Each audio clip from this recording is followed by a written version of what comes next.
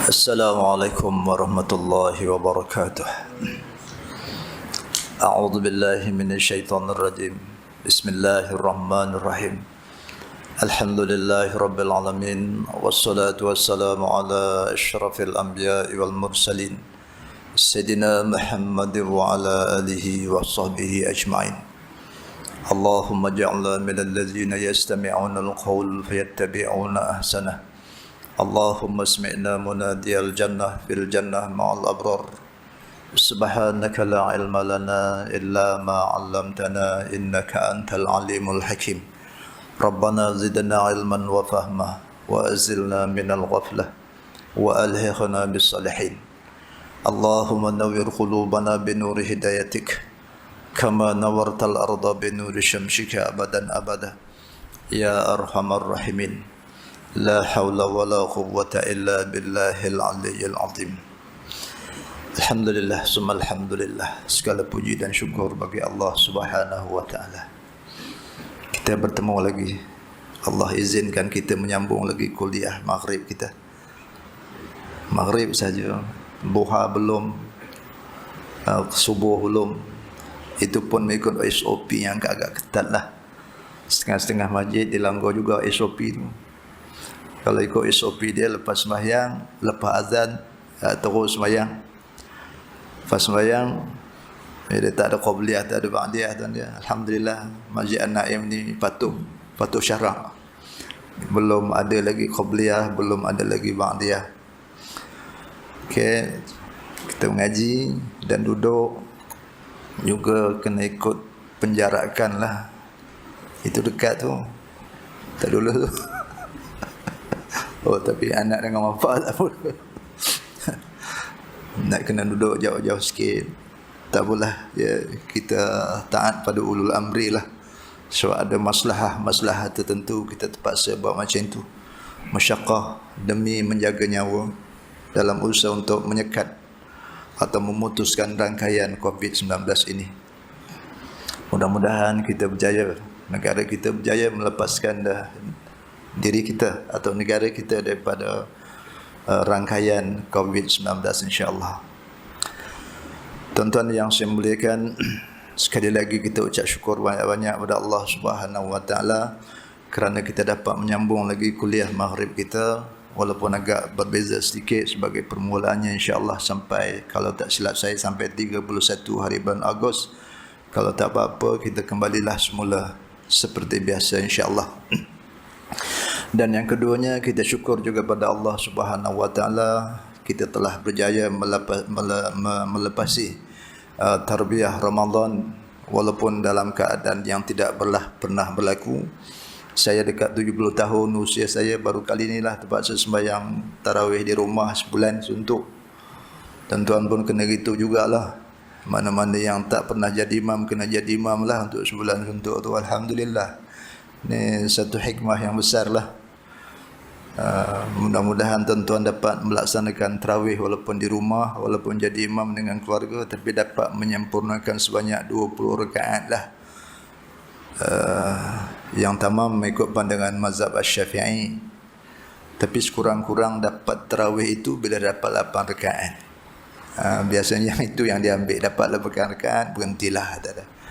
Tapi mana-mana yang terus 20 rakaat itu ucap tahniah, syabas. Mudah-mudahan diredha oleh Allah Subhanahu wa taala, anda dapat ganjaran besar daripada Allah Subhanahu wa taala.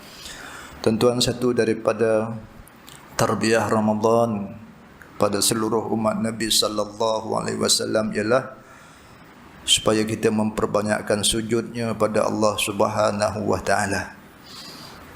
Maka berkaitan dengan ini, satu peringatan pada umat Nabi sallallahu alaihi wasallam selepas daripada habisnya Ramadan itu dengan satu ungkapan, kun rabbaniyin wala takun ramadaniyin. Hendaklah kamu jadi hamba-hamba Allah yang sentiasa menyembah Allah, dan jangan sekali-kali kamu jadi hamba yang menyembah Ramadan.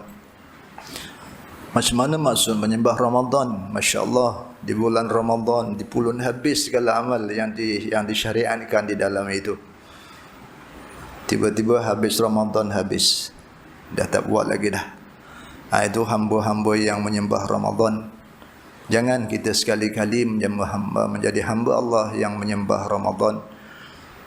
Teruskanlah amal-amal saleh yang kita lakukan di sepanjang bulan Ramadan itu. Ya, khususnya tarbiyah Ramadan untuk memperbanyakkan sujud pada Allah Subhanahu wa taala. Kalau kita sudah dilatih dalam bulan Ramadan supaya memperbanyakkan sujudnya pada Allah Subhanahu wa taala, tarahum ruk'an sujada, kamu akan melihat umat Nabi sallallahu alaihi wasallam itu, mereka ni banyak rukuk dan sujudnya pada Allah Subhanahu wa taala. Maka selepas daripada Ramadan itu, hendaklah kita terus beramal dengan perintah itu, supaya kita terus menjadi hamba-hamba Allah yang banyak sujudnya pada Allah Subhanahu wa taala. Tuan-tuan, sebagai pembuka tirai kita pada malam ini, kita muhasabah diri kita sedikit. Adakah kita dapat mengekalkan banyak sujudnya selepas daripada habis Ramadan ini? Kalau masih dapat mengekalkan banyak sujud kita pada Allah, alhamdulillah, tabarakallah, kita telah berjaya mengambil tarbiyah Ramadan itu untuk dibawa selepas daripada habis Ramadan. Tuan-tuan, kalau kita patuh apa yang telah ditarbiyahkan oleh Rasulullah sallallahu alaihi wasallam kepada sahabat-sahabat radhiyallahu anhum, pastilah kita akan jadi hamba Allah yang banyak sujudnya pada Allah Subhanahu wa taala. Tuan-tuan, kalau kita bilang apa yang ditarbiyahkan oleh Rasulullah pada sahabat-sahabat dalam keadaan yang biasa, bukan luar biasa. Dalam keadaan biasa, simple, insya-Allah, daripada bangun tidur kita di akhir malam tadi sampai kita tidur semula nanti, kita dapat lebih 100 kali sujudnya pada Allah Subhanahu wa taala. Kita jangan terkejut tuan-tuan apabila saya kata lebih daripada 100 kali sujudnya pada Allah Subhanahu wa taala. Lebih daripada 50 kali rukuknya pada Allah Subhanahu wa taala. Setiap satu rukuk 2 kali sujudnya. Cuba kita imbau semula selepas daripada kita bangun di akhir malam tadi, sekurang-kurangnya kita buat tahajud 2 rakaat. Lepas itu kita tunggu masuk waktu subuh, kita pergi ke masjid. Kadang-kadang sebelum masuk waktu subuh kita dah pergi masjid dah, sembahyang tahiyat 2 rakaat. Lepas itu kita tunggu azan. Lepas azan kita sembahyang lagi 2 rakaat sunat subuh. Lepas itu kita sembahyang fardu subuh 2 rakaat. Kemudian mana-mana yang terus meneruskan zikirnya di masjid sampailah waktu syuruk. Lepas daripada itu kita tunggu sekejap untuk sembahyang sunat duha 2 rakaat. Kemudian kita balik. Mana-mana yang balik itu lepas daripada masuk waktu duha, kita sembahyang duha 2 rakaat. Kemudian cukup yang simple sampai kat situ je di awal pagi. Tahajud 2 rakaat, tahiyat 2 rakaat, sunat subuh 2 rakaat, fardu subuh 2 rakaat, duha 2 rakaat. Kemudian kita tunggu sampai waktu zuhur. Sebelum masuk waktu zuhur, kita datang ke masjid semula dah. Awal sembahyang sunat tahiyat masjid 2 rakaat. Lepas daripada itu kita tunggu azan. Lepas azan kita sembahyang qabliyah zuhur. Berapa rakaat? How many rakaat qabla zuhur? Biasa 2 ustaz. Tak mau biasa-biasa ni, luar biasa sebab kita dah tua. Entah esok entah lusa, qalu inna lillah. Kita ambil peluang, ruang yang ditawarkan oleh Nabi sallallahu alaihi wasallam melalui satu hadisnya. Siapa yang istiqamah qabliyah dan ba'diyah zuhur 4 rakaat sampai dia mati, haram jasadnya dibakar oleh api neraka Allah. Jadi kita rebut peluang ini tuan-tuan. 4 rakaat. Nak buat 2 rakaat 1 salam, 2 rakaat 1 salam boleh. Nak buat 4 rakaat itu 1 takbir 1 salam, 1 tahiyat pun boleh. Lepas tu kita sembahyang fardu zuhur 4 rakaat. Lepas tu kita sembahyang ba'diyah zuhur 4 rakaat. Balik. Biasalah kan. Kemudian asar kita datang lagi. Buat lagi tahiyat masjid 2 rakaat. Sampai azan. Sebelum fardu asar kita sembahyang sunat asar juga 4 rakaat. Sebab kita dah belajar dalam kita tak baca Matla'ul Badrin ya.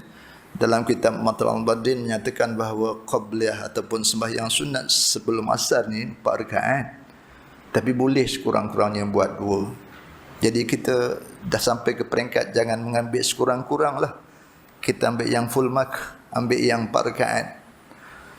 4 rakaat sunat asar. Lepas itu kita sembahyang fardu asar 4 rakaat. Kemudian kita balik. Maghrib, lewat datang ustaz, tak dapat sembahyang tahiyat masjid. Tak apa, kita dapat 3 kali dah sembahyang sunat tahiyat masjid. Waktu maghrib kita terlewat. Ada beberapa orang memang tak dapat sembahyang sunat tahiyat masjid lah tadi. Sebab sampai dah lewat. Kemudian azan, lepas azan ulul amri belum benarkan lagi kita sembahyang qabliyah dan ba'diyah. Tuan-tuan, kalau kita sempat masih ada waktu dalam waktunya, contohnya waktu isyak nanti tuan-tuan, qabliyah kita tak dapat nak buat, ba'diyah pun tak ada buat, kita terus balik. Bila sampai rumah, kita boleh buat qabliyah dan ba'diyah. Walaupun kita dah sembahyang fardu asar dah. Dah sembahyang fardu isyak dah.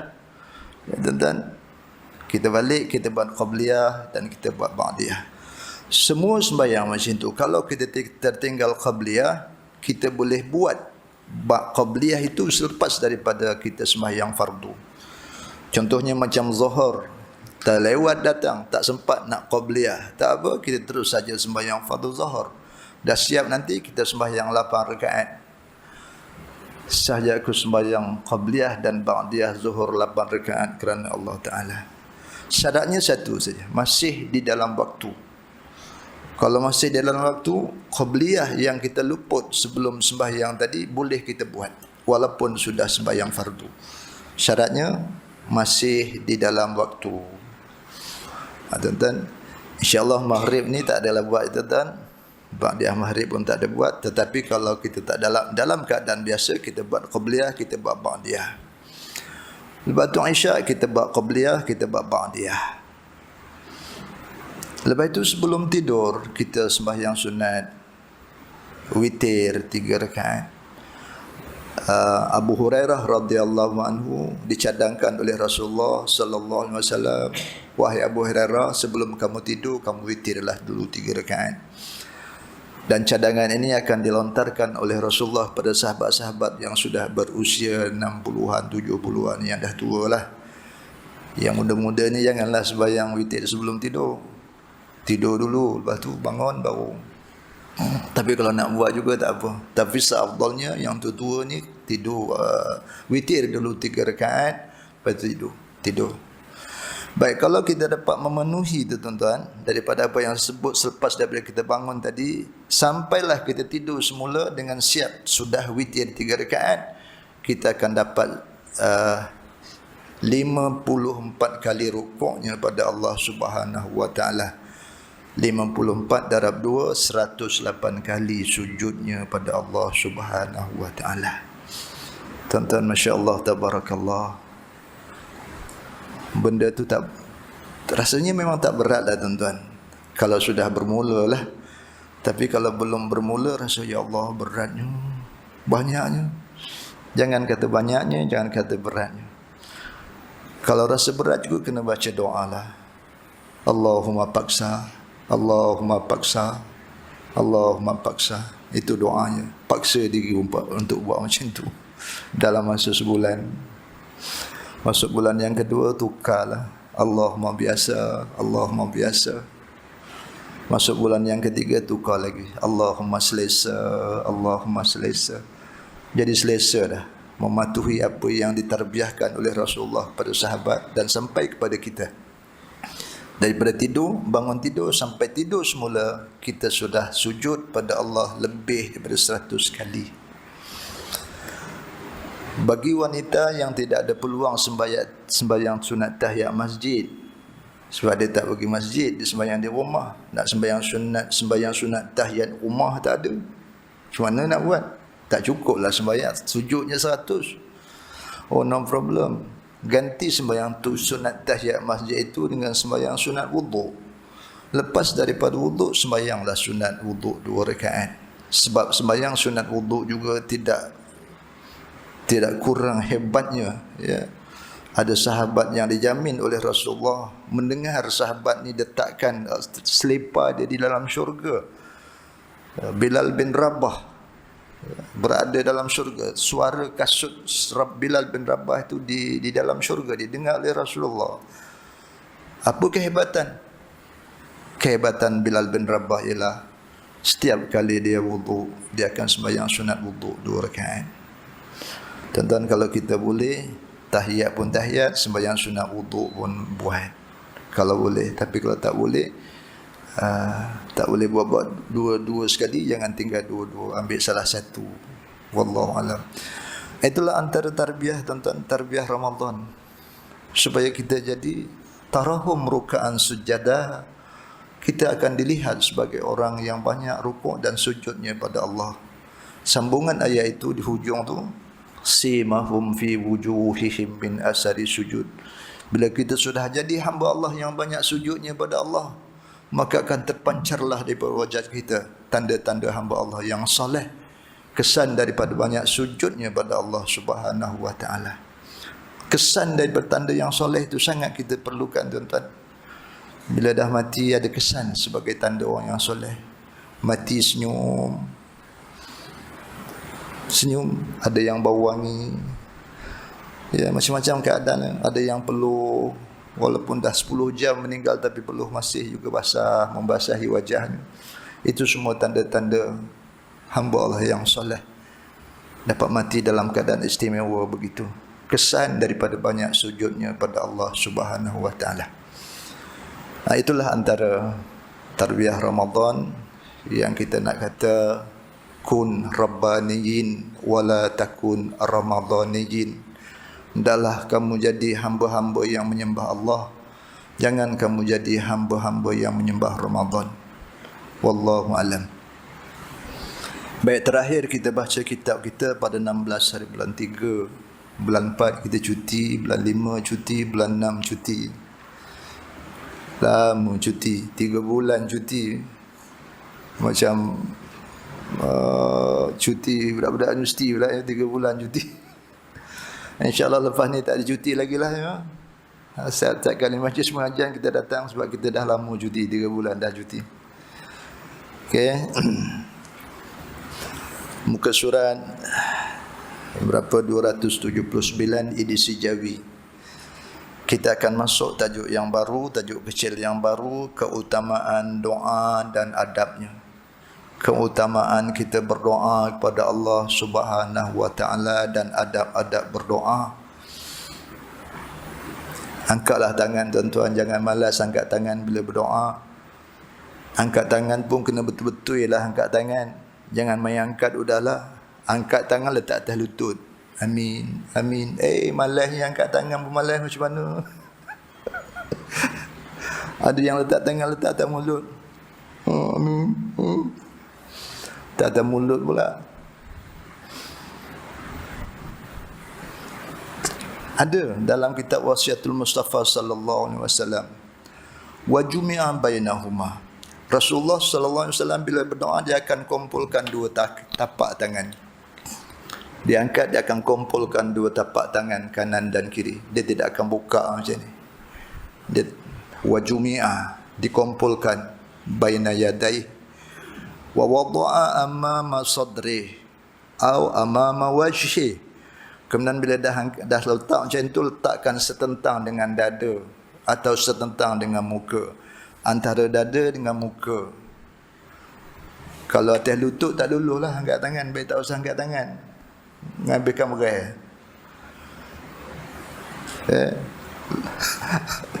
Letak antara dada. Kemudian wa asyara bisababihi ila wa asyara bisababatihi al-yumna ila sama. Diisyaratkan sedikit dengan jari penunjuk kanan ke langit.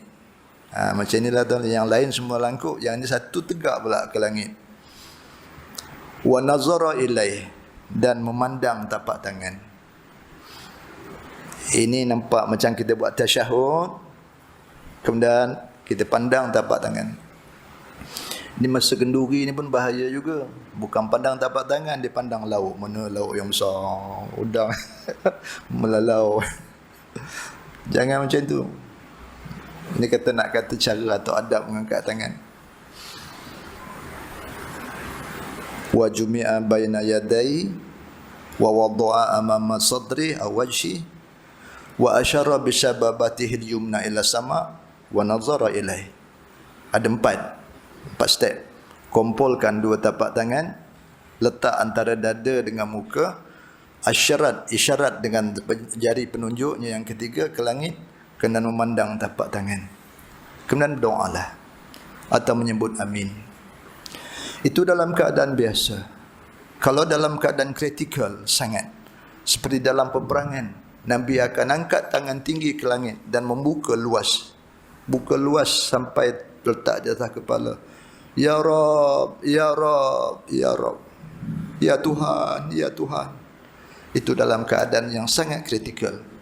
Dalam keadaan biasa macam itu tangannya tadi. Ada dua kaedah mengangkat tangan. Tapi bila kita tengok dalam masyarakat kita, banyak pula cara mengangkat tangan. Tak tahu pula jauh kat mana. Pandai sendiri ya. Janganlah pandai sendiri, kena juga ikut pesan ulama macam mana nak angkat tangan. Okey, mukadimah. Wa qala al-musannif rahimahullah. Berkata musannif, dirahmati Allah mudah-mudahan. Adapun doa, maka Allah Subhanahu wa taala telah memerintahkan kepada kita untuk memohon kepadanya. Doa perintah Allah pada kita. Itu sebab siapa yang tak nak doa pada Allah, itu dianggap sebagai seorang yang sombong. Tak nak doa pada Allah. Insya-Allah. Sebab itu perintah Allah Subhanahu wa taala.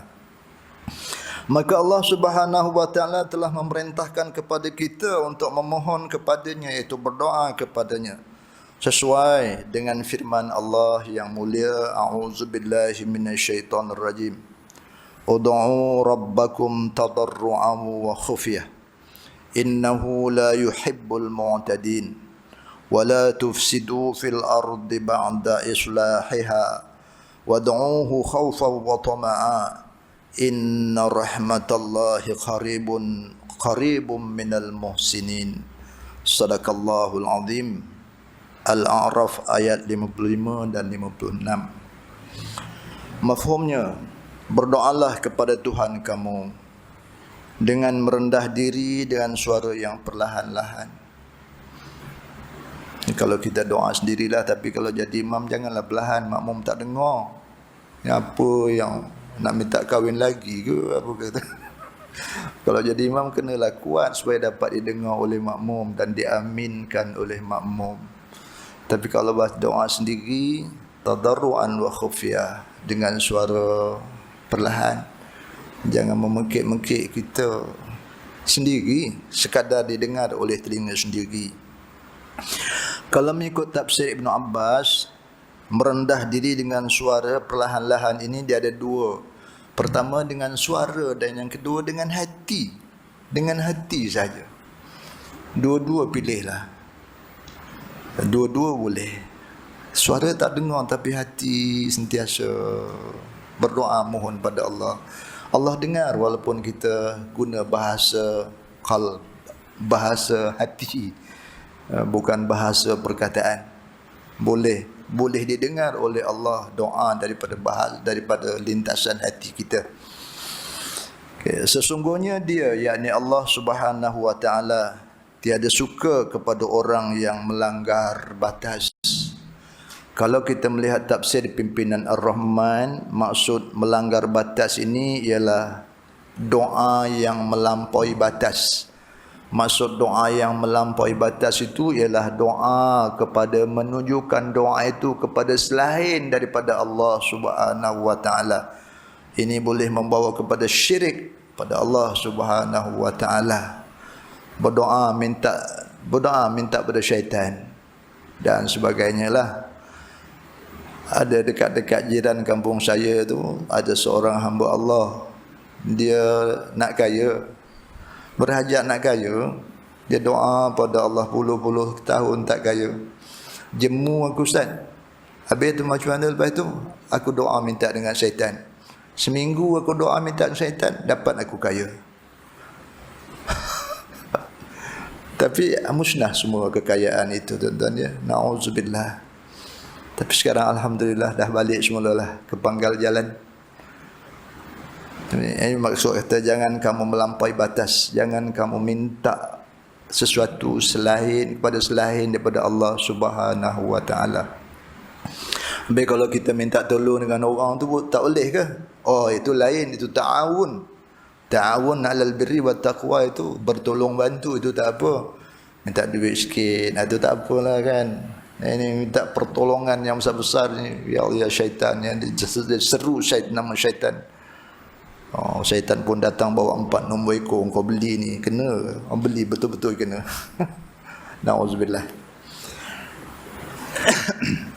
Ataupun maksud daripada doa yang melanggar batas ialah memohon doa pada yang diharamkan oleh Allah Subhanahu wa taala. Tuan-tuan, apa hukum kita mendoakan sahabat kita supaya binasa? Apa hukum? Hukumnya haram, tuan-tuan. Musuh macam mana pun, jangan sampai doa supaya musuh kita sesama iman, sesama kawan, kecuali kalau orang kafir. Jangan doakan kebinasaan kepada dia. Itu termasuk doa yang melampaui batas.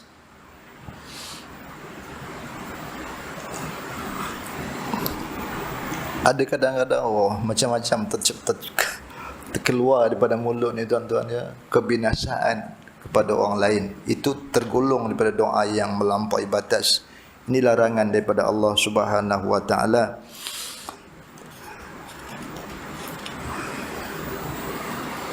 Sesungguhnya dia, yakni Allah, tidak suka kepada orang-orang yang melanggar batas. Janganlah kamu membuat bencana di muka bumi sesudah diadakan perbaikan. Allah menciptakan semua makhluk di atas muka bumi ini, semuanya perfect, sempurna tuan-tuan. Jangan dirosakkan kesempurnaan ciptaan Allah itu. Ya. Apa juga semua makhluknya adalah sempurna. Jangan buat kerosakan. Tetapi kita buat juga kerosakan. Berbanding merujuk kepada ayat yang lain. Tidaklah berlaku kerosakan di daratan dan di lautan kecuali berpunca daripada tangan-tangan manusia juga. Itu satu dosa besar, buat satu kerosakan setelah dicipta sesuatu itu dengan ciptaan yang baik. Dan bermohonlah kepada Tuhan kamu dengan perasaan takut dan penuh harap. Ini pun bila kita berdoa, kita kena perasaan takut dan penuh harap. Harap Allah dengar doa kita, harap Allah makbulkan doa kita. Sesungguhnya rahmat Tuhan itu dekat kepada orang-orang yang berbuat kebajikan. Rahmat Allah itu hampir, maksud hampir itu kena tercurah kepada orang yang sentiasa berbuat kebajikan. Dia beriman pada Allah, selepas itu dia berbuat kebajikan. Antara buat kebajikan yang paling utama dalam konteks ayat ini ialah sentiasa berusaha memperbaiki amal. Ini dia sebesar-besar kebajikan untuk diri sendiri yang perlu dilakukan oleh hamba-hamba Allah, memperbaiki amal. Terutamanya sekali dalam persoalan solat. Hendaklah sentiasa ada memperbaiki amal, iaitu solat kita daripada semasa ke semasa. Jangan solat kita hari ini berpandukan kepada ilmu yang kita belajar 40-50 tahun yang lalu. Itulah dia modal yang kita guna hari-hari sampai kita ketua. Jangan sampai macam itu. Kita hendaklah sentiasa memperbaiki amalan solat kita itu. Jika sekiranya terkesan oleh kita satu amalan itu yang tak betul, kemudian kita betulkan sahaja. Yang tak betul itu pun akan diberi pahala juga oleh Allah Subhanahu wa taala. Ada satu kes ya, sahabat kita dekat juga dengan masjid kita. Dalam persoalan solat ni tiba-tiba dia menyebut, "Ya Ustaz, bagaimana sembahyang saya Ustaz? Sebab bila saya sembahyang saya tidak menyebut ta'arud dalam niat." Dia cuma menyebut, aku sembahyang, kalau di sembahyang zuhur, aku sembahyang zuhur kerana Allah Ta'ala, aku sembahyang maghrib kerana Allah Ta'ala. Satu rukun di situ dia tinggal, rukun pada niat. Dia tidak menyebut ta'arud. Qasad dia ada, ta'arudnya tak ada, ta'ayun ada. Confirm lah tak sah sembahyangnya, sebab tak cukup syarat. Ta'arud tak, tidak menyebut fardunya. Aku sembahyang fardu zuhur, fardu itu tidak ada sebut. Sahnya sembahyang itu sebagai sembahyang sunat, bukan sah sebagai sembahyang fardu. Masih dia bertanya tu umurnya dekat-dekat 60 tahun. Kalau dikira umur dia 15 tahun dia sembahyang, saya pun 60 tahun, ada 45 tahun, itulah niatnya. Menangis, ya Allah, macam mana Ustaz sembahyang? Nak kena qada ke Ustaz sembahyang saya? Sebab niat tak betul. Ini jawapannya. Innallaha yuhibbul muhsinin. Inna rahmatallahi qaribun alal muhsinin. Bahwasanya rahmat Allah itu hampir, maksud hampir itu tercurah kepada orang yang mahu memperbaiki amalan. Kakak jangan menangis ya. Kakak cuma betulkan sahaja niatnya, masukkan ta'arud itu. Sahaja aku solat fardu zuhur, masukkan fardu. Habis yang lain macam mana yang sebelum itu diampun oleh Allah Subhanahu wa taala. Sebab kakak sekarang ini dalam proses memperbaiki amal. Kecuali kalau kakak tak sembahyang 60 sampai 60 tahun tu kena qada lah. Ini kakak dah patuh sembahyang dah. Mana-mana yang tertinggal kakak dah qada dah. Dah qada dah. Oh sebab kakak ni maknanya perempuan lah yang bertanya. Ayah pun seorang perempuan. Ulama kata yang silap-silap itu pun kalau kita betulkan sebelum kita mati, dia akan dapat pahala juga daripada Allah Subhanahu wa taala. Inna rahmatallahi qaribun alal muhsinin. Bahwasanya rahmat Allah itu sangat hampir pada orang yang muhsin, yang berbuat kebajikan, berbuat kebaikan, yang sentiasa memperbaiki amalan dia. Ini ayat pertama yang kita baca, dalil kepada perintah kita berdoa dan adab berdoa pada Allah Subhanahu wa taala. Kemudian ayat yang kedua, firman Allah Subhanahu wa taala, walillahil asmaul husna fad'uhu biha. Al-A'raf ayat 180. Artinya, bagi Tuhan nama-nama yang baik. Tis'a wa tis'ain. Ada 99 nama Allah yang baik-baik ini. Bahkan lebih daripada itu. Lebih daripada 99. Tetapi Nabi ada pernah menyebut dalam satu hadisnya 99 nama Allah. Al-Asma'ul Husna. Fad'uhu biha. Maka bermohonlah, berdoalah kepadanya dengan mana-mana nama Allah yang 99 ini. Maknanya Asma'ul Husna ni walaupun kita bawa dia sebagai zikir, tapi dia boleh jadikan doa. Zikir pun zikir, doa pun doa. Ini tidak berapa banyak lah ya, tentang petunjuk yang tentang doa Asma'ul Husna ini. Kecuali kita merujuk kepada ulama-ulama lah, ulama-ulama Islam. Antaranya itu seperti yang disebut oleh Hujjatul Islam Imam Ghazali rahimahullah tentang Asma'ul Husna ini.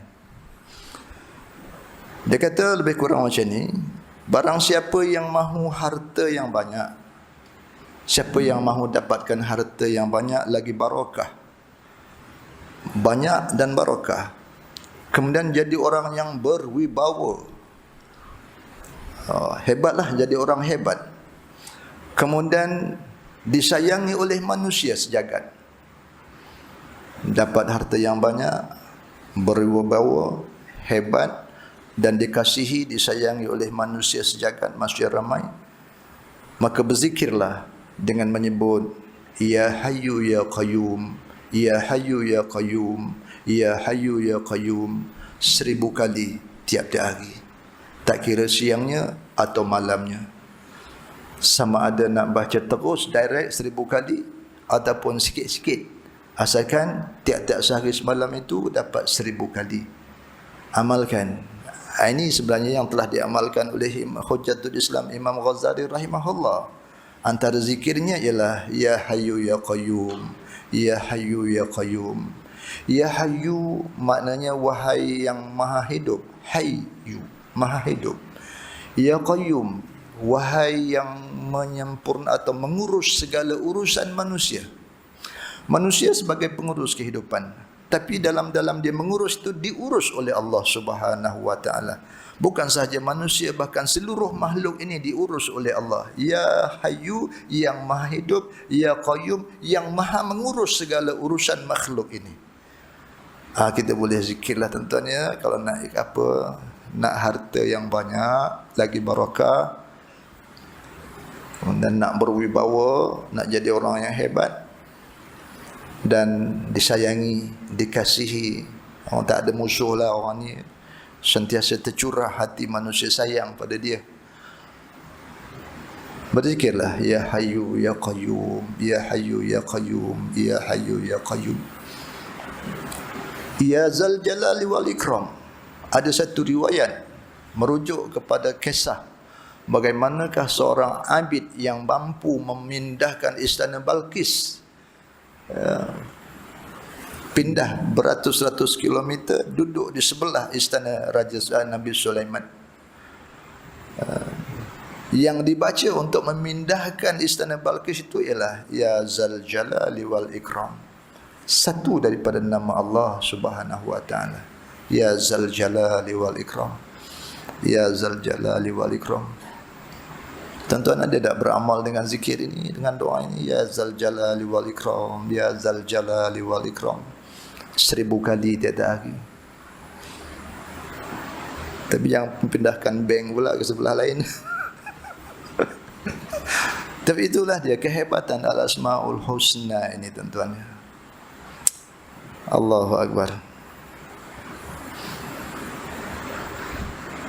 Kemudian kata ulama, dalam Asmaul Husna itu ada 7 nama yang kalau disebut 100 kali sebelah pagi dan 100 kali sebelah petang, maka kamu, orang yang menyebutlah, akan menjadi seorang lelaki rajulun qawi, akan menjadi seorang lelaki yang qawi, yang kuat.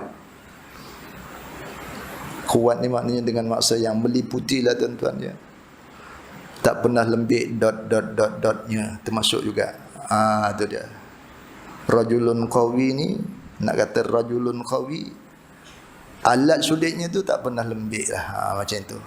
Dia bukan badannya saja kuat, tapi alat suditnya tak pernah. Minta maaf saya sebut macam itu tuan-tuan ya. Ini dapatkan rahsia daripada sebahagian Al-Asmaul Husna. Ini saya adalah didatangi oleh sahabat-sahabat saya yang rasanya lebih muda pada saya, tapi mengadu, ya Allah, ya Ustaz, tolong aku Ustaz macam mana, kesian jugalah tuan-tuan ya. Dia tidak qawi, benda tu dah tak qawi lagi. Ada pula dengar sahabat wanita lah, dia baru kahwin, bila ditanya sahabatnya, macam mana kak keadaan? Nampak macam hidup tapi mati. Faham tak? Ini bukan rajulun qawi. Dia bukan qawi lagi, walaupun dia nampak hebat, sihat, tapi benda tu mati. Itu bukan rajulun qawi. Rahsianya ada dalam Al-Asmaul Husna. Ada 7 kalimah. Tuan-tuan nak ke? Kalau tak nak, tak apalah. Kalau nak, boleh saya tolong baca kan. Tak apalah, saya tolong baca. Dan tengoklah rezeki. Kalau ada rezeki, tuan-tuan ingatlah. Kalau tak ada rezeki, tak ingatlah. Subhanallah. Ada 7. Ya Qadir, Ya Muqtadir, Ya Qayyum, Ya Qawi, Ya Matin, Ya Mutakabbir, Ya Mu'in. Dapat ingat? Kalau ingat excellent dah tuan-tuan.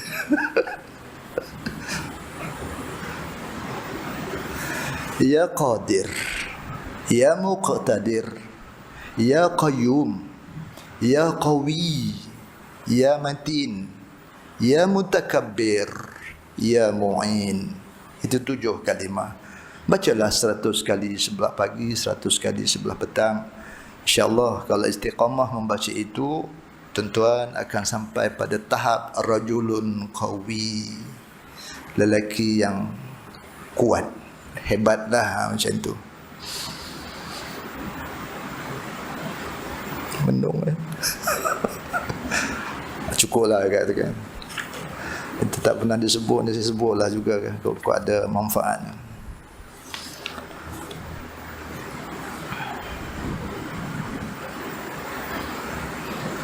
Ada lagi. Ini pun saya suka benda ni kan. Nak jadi kaya.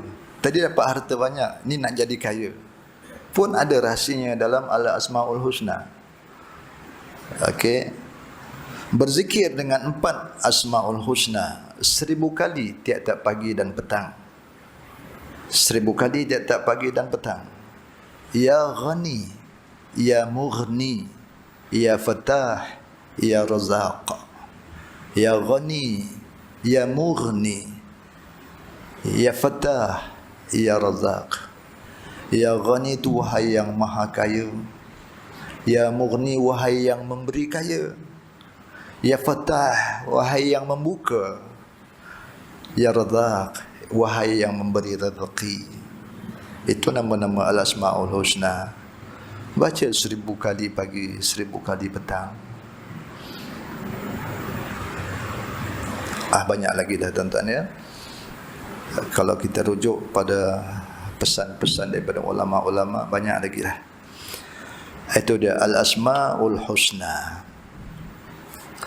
Firman Allah Subhanahu wa taala lagi. A'udzu billahi minasyaitonir rajim. Wa qala rabbukum ud'uni astajib lakum. Al-Mu'min ayat 60. Mafhumnya, dan Tuhan kamu telah berfirman. Wa qala rabbukum, telah berfirman Tuhan kamu. Ud'uni, mohonlah kamu kepada aku. Astajib lakum, nescaya aku perkenankan permohonan kamu.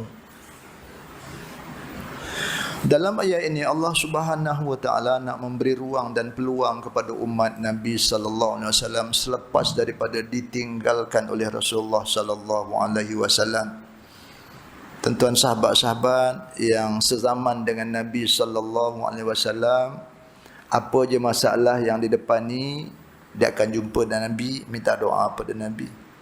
Ya Rasulullah, tolong doakan aku begini, begini, begini ya Rasulullah. Doa Rasulullah mustajab. Zaid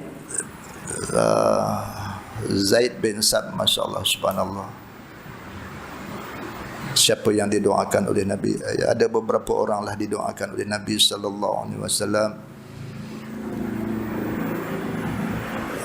Saya dah sebut tu tapi nama lupa, tuan-tuan, tak apalah, kita tinggalkan. Tapi mafhumnya doa Nabi sallallahu alaihi wasallam ini makbul, mustajab. Habis bagi umatnya yang telah ditinggal oleh Nabi sallallahu alaihi wasallam, macam mana tak ada peluang nak jumpa dengan Nabi? Macam mana kita nak mustajab doa? Maka timbullah ayat ini. Wa qala rabbukum ud'uni astajib lakum. Berdoalah kamu kepada Tuhan kamu, mohonlah kamu kepada Tuhan kamu, mohonlah kamu kepada aku, nescaya aku akan perkenankan permohonan kamu. Doa mustajab. Allah akan mustajabkan doa orang yang mohon kepada dia. Maknanya walaupun kita tak ada bersama dengan Nabi sallallahu alaihi wasallam, tapi Allah masih juga bagi ruang dan peluang untuk kita mustajab doa.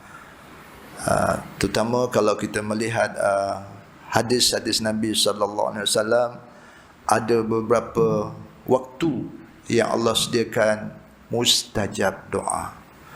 Antaranya ialah tiap-tiap kali lepas sembahyang, waktu itu mustajab doa. Jangan lepaskan peluang berdoa lepas sembahyang waktu. Walaupun sikit, berdoalah. Kemudian antaranya lagi, antara antara azan dan iqamah. Antara azan dan iqamah itu juga waktu, ada satu mustajab waktu. Fad'ullah bainal azan wal iqamah. Rasulullah menyebut pada sahabat, hendaklah kamu bermohon atau berdoa di antara azan dan iqamah. Waktunya sedikit, itu bukan doa lepas azan, tuan-tuan. Itu memang disuruhnya oleh Nabi sallallahu alaihi wasallam. Tapi selepas daripada itu, hendaklah jangan tinggalkan berdoa lagi antara azan dan iqamah ini. Sahabat-sahabat bertanya kepada Nabi sallallahu alaihi wasallam, apakah yang harus kami doa dalam waktu yang singkat, yang sedikit itu ya Rasulullah? Fad'ullahul afwa wal afiyah. Wad'ullahul afwa wal afiyah. In tu'tiyanil afwa wal afiyah qad aflahta, atau kama qala Nabi sallallahu alaihi wasallam. Sahabat bertanya, apakah yang kami harus doa dalam waktu yang singkat itu ya Rasulullah? Rasulullah menjawab, mintalah, mohonlah pada Allah dua perkara. Jangan banyak-banyak, tak sempat sebab waktunya sikit sangat. Mohon dua perkara. Pertama, as'alullahul afwa, mohon pada Allah afwa. Yang kedua, afiyah. Afwa, kesejahteraan. Afwa, kemaafan. Afwa itu keampunan dan kemaafan. Afiyah itu kesejahteraan. Mohon keampunan dan mohon kesejahteraan pada Allah Subhanahu wa taala. In tu'tiyakallahu al-'afwa wal 'afiyah, jika Allah memperkenankan permohonan kamu itu dengan afwa wal afiyah itu, qad aflahta, maka jadilah kamu orang yang berjaya di dunia dan berjaya di akhirat. Tuan-tuan, sikitnya modalnya. Allahumma inni as'alukal afwa wal afiyah. Cukup. Alhamdulillahirabbil alamin. Allahumma inni as'alukal afwa wal afiyah. Allahumma inni as'alukal afwa wal afiyah. Itu antara tempat mustajab doa. Kemudian bagi orang yang puasa, utamanya sebelum berbuka, mustajab doa. Malam Jumaat, mustajab doa. Malam nisfu Sa'ban, mustajab doa. Malam hari raya, sama ada hari raya puasa atau hari raya korban, mustajab doa. Itu dia. Ambillah peluang berdoa pada tempat-tempat yang mustajab doa sesuai dengan perintah Allah ini. Mohonlah kamu kepada aku akan mustajabkan doa kamu, terutama di waktu-waktu yang mustajab ini. Okey. Habis firman Allah Subhanahu wa taala lagi, a'udzubillahi minasyaitonir rajim. Huwal hayyu la ilaha illa huwa fad'uuhu mukhlishina lahuddin. Alhamdulillahi rabbil alamin. Dia, yakni Tuhan itu hidup. Al-hayyu itu hidup, yang maha hidup. Tiada Tuhan melainkan Dia. Sebab itu sembahlah Dia dalam keadaan tulus ikhlas, beragama kepada Dia semata-mata. Segala puji-pujian untuk Allah, Tuhan semesta alam. Ini membawa maksud hendaklah berdoa itu dengan penuh ikhlas pada Allah Subhanahu wa taala. Dan jangan lupa selepas daripada berdoa itu, pujilah Allah Subhanahu wa taala, sekurang-kurangnya menyebut alhamdulillahi rabbil alamin. Dalam satu hadis yang lain, Nabi pernah merujuk kepada 3 ayat akhir surah As-Saffat. Tuan-tuan buka tengok surah As-Saffat, 3 ayat akhir itu berbunyi, Subhana rabbika rabbil izzati amma yasifun wa salamun alal mursalin walhamdulillahi rabbil alamin. Merujuk pada ayat itu, Rasulullah sallallahu alaihi wasallam memberi khabar istimewa, gembira kepada para sahabat. Dia kata, jika kamu mahu segala amalan kamu itu dapat pahala yang penuh di hari akhirat besok, segala amalan kita itu diberi pahala yang penuh oleh Allah di akhirat besok, maka tutuplah doa kamu dengan 3 ayat akhir surah As-Saffat ini. iaitu menyebut subhana rabbika rabbil izzati amma yasifun wa salamun alal mursalin walhamdulillahi rabbil alamin. Siapa-siapa yang doa tapi tidak ditutup doa ini dengan 3 ayat itu, tak sempurna doanya tuan-tuan. Nak kena tutup lah ya. Tutuplah. Paksalah kita tutup. Subhana rabbika rabbil izzati amma yasifun wa salamun alal mursalin walhamdulillahi rabbil alamin. Sebab itu antara adab menutup doa itu dengan puji Allah, alhamdulillahi rabbil alamin. Bahkan alhamdulillah itu pula dalam satu hadisnya sebesar-besar doa pada Allah. Sebesar-besar doa ialah alhamdulillahi rabbil alamin. Itu pujian tetapi merupakan doa yang besar dengan menyebut alhamdulillahi rabbil alamin. Lepas habis makan minum sebut alhamdulillahi rabbil alamin. Siap buat kerja alhamdulillahi rabbil alamin. Jangan nampak orang telanjang alhamdulillahi rabbil alamin. Oh, itu lain dah pula. Nauzubillah. Sabda Nabi sallallahu alaihi wasallam, ad-du'a huwal ibadah. Doa itu ialah ibadah. Doa itu sebahagian daripada ibadah, ya. Jangan tinggalkan ibadah ini. Doa itu adalah ibadah. Sabdanya lagi, ad-du'a silahul mu'min wa ibaduddin wa nurus samawati wal ard. Doa itu ialah senjata bagi orang yang mukmin, asas bina bagi agama. Asas bina bagi agama. Imaduddin, asas bina ni apa? Tiang bagi agama. Orang yang tak nak doa ni seumpama dia tak ada tiang pada agama dia. Macam mana bangunan tu tak ada tiang, tuan-tuan? Kena angin sepoi-sepoi runtuh lah sebab tak ada tiangnya, tak ada asasnya. Jadi asas orang beragama ni ialah doa, doa pada Allah Subhanahu wa taala. Doa yang mula-mula tu doa silahul mukmin, senjata bagi orang-orang mukmin. Tuan-tuan, senjata bagi orang mukmin ni doa. Khususnya kalau dia dizalimi oleh orang-orang kafir, oleh musuh-musuh Islam, dia boleh gunakan senjata doa ini, iaitu doa kunut nazilah. Doa kunut nazilah, tuan-tuannya, lepaskanlah senjata itu kepada musuh-musuh Islam. Pastilah mereka itu akan binasa. Sebab itu adalah senjata yang paling ampuh yang Allah anugerah kepada Nabi dan kepada orang Islam. Doa. Okey. Wa nurus samawati wal ard. Dan doa itu juga cahaya petala langit dan bumi. Doa itu merupakan cahaya pada 7 petala langit dan 7 petala bumi.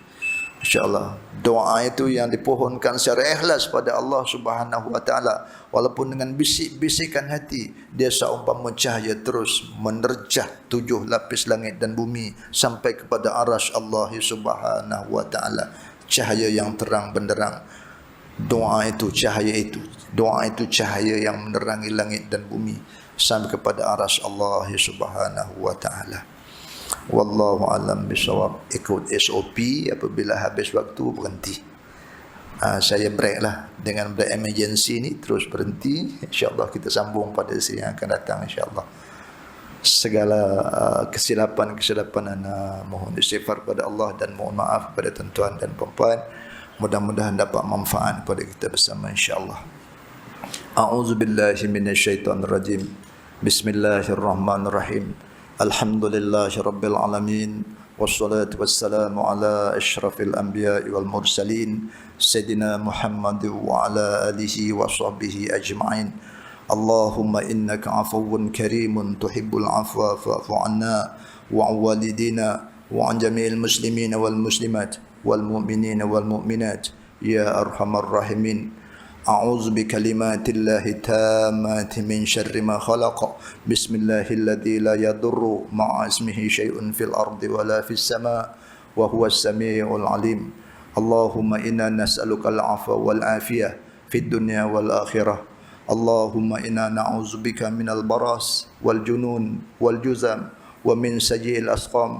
تحسنا بذي العزة والجبروت واعتصمنا برب الملكوت وتوكلنا على الحي الذي لا يموت. اصرف عنا البلاء والوباء، اصرف عنا البلاء والوباء، إنك على كل شيء قدير. ربنا آتنا في الدنيا حسنة وفي الآخرة حسنة وقنا عذاب النار. وصلى الله على سيدنا محمد وعلى آله وصحبه وسلم. سبحان ربك رب العزة عما يصفون وسلام على المرسلين والحمد لله رب العالمين. سبحانك اللهم وبحمدك أشهد أن لا إله إلا أنت وأستغفرك وأتوب إليك. بسم الله الرحمن الرحيم. والعصر إن الإنسان لفي خسر إلا الذين آمنوا وعملوا الصالحات وتواصوا بالحق وتواصوا بالصبر. صدق الله العظيم. وبالله الهداية والتوفيق. والسلام عليكم ورحمة الله وبركاته.